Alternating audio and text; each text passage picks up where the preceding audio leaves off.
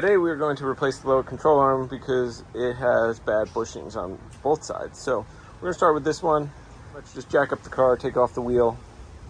3 bolts underneath the ball joint, and then 2 bolts that hold in the lower control arm. So let's see how it goes. So when we look in here, we have this one bolt down here, 18 millimeter. We got this bolt in there, 18 millimeter, and then these 3 on the bottom of the ball joint, which are 16 millimeter, I think. And that should pull that whole thing out of there, I'm hoping. Now, I'm fighting a storm over here. It looks like it's gonna come get me. But we're gonna see how far we can get. So we just gotta break them loose.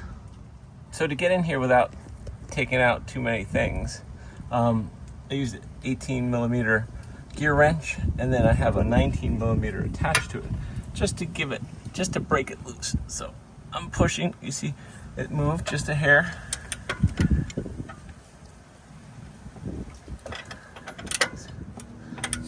Will it come out easy?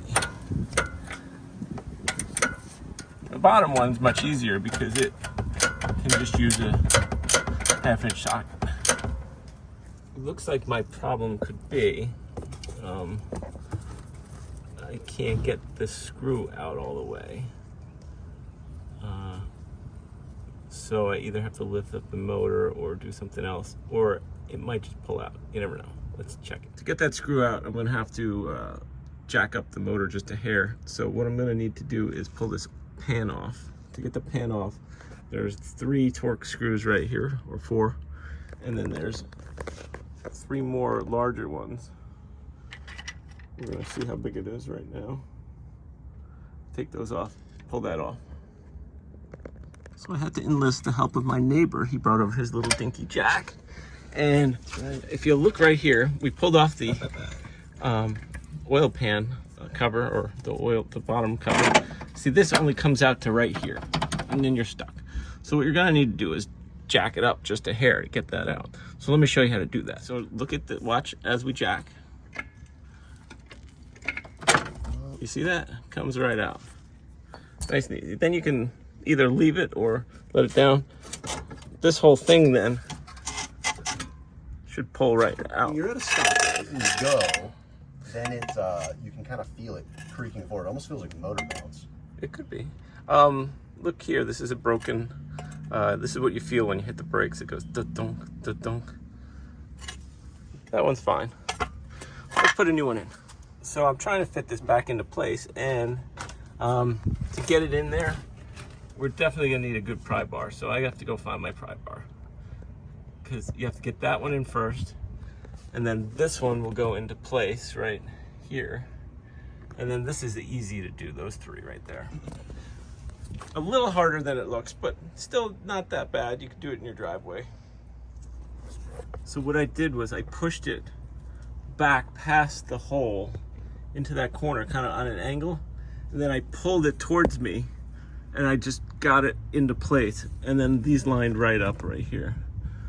So this one's not lined up yet. We're gonna have to use the pry bar for that, but the front one's lined up, so I think we're doing good. Let's see if I pull on this, if it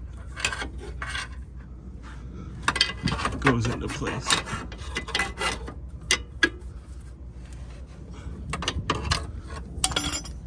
I'm almost lined up there, but I have to line this hole up right here for this screw. Got a little pry bar. There we go.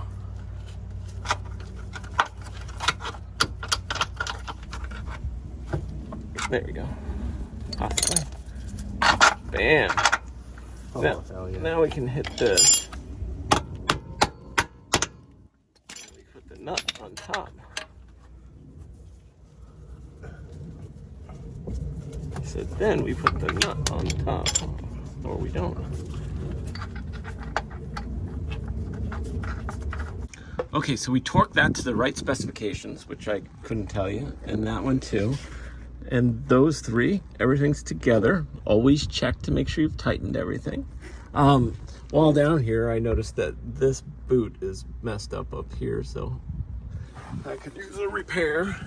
While we're in here, that sway bar bushing looks bad to me. It looks like it's ripped in there. So that could be another fun project. On to the next side. It looks like we might have a similar issue over here. That's why I'm going to do it right now.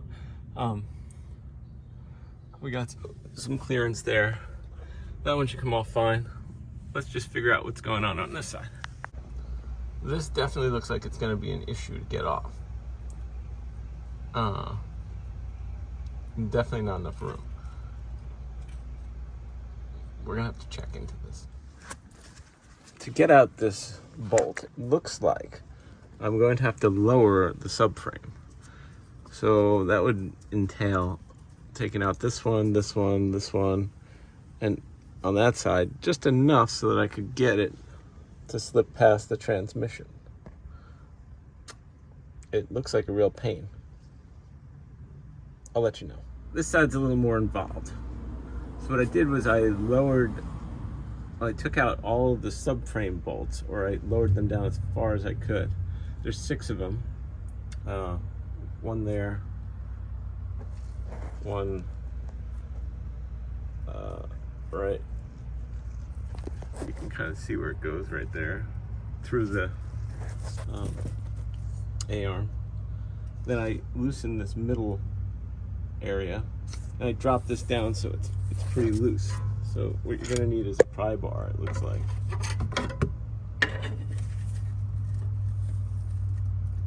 We might have to go down further. We might have to take the bolts fully out. I loosened them on that side too. But this side we might take out, and that should make it work. So I took the 3 bolts out on this side. I loosened these guys in the middle. And I put a pry bar right up on the top here and push down. And then this comes right out, just like it's supposed to. With all that loose, this thing should just pull right out.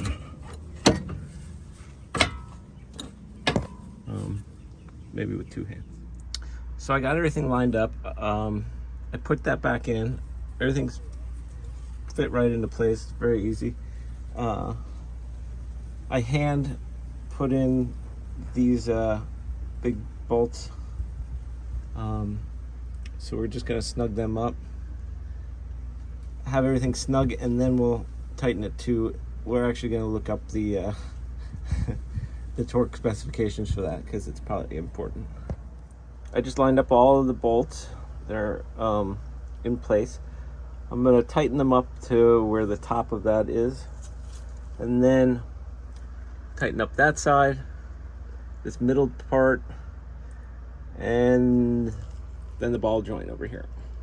On this side, we also had a broken mount. So you can see, garbage. So that was a bit of a project. It took about 2.5 hours because I had no clue what I was doing. Tightened it all back together and drove it. It drives fine. You don't feel the clunk when you hit the brakes or gas from a stop. So I think it's back to normal. It's probably going to need a alignment now.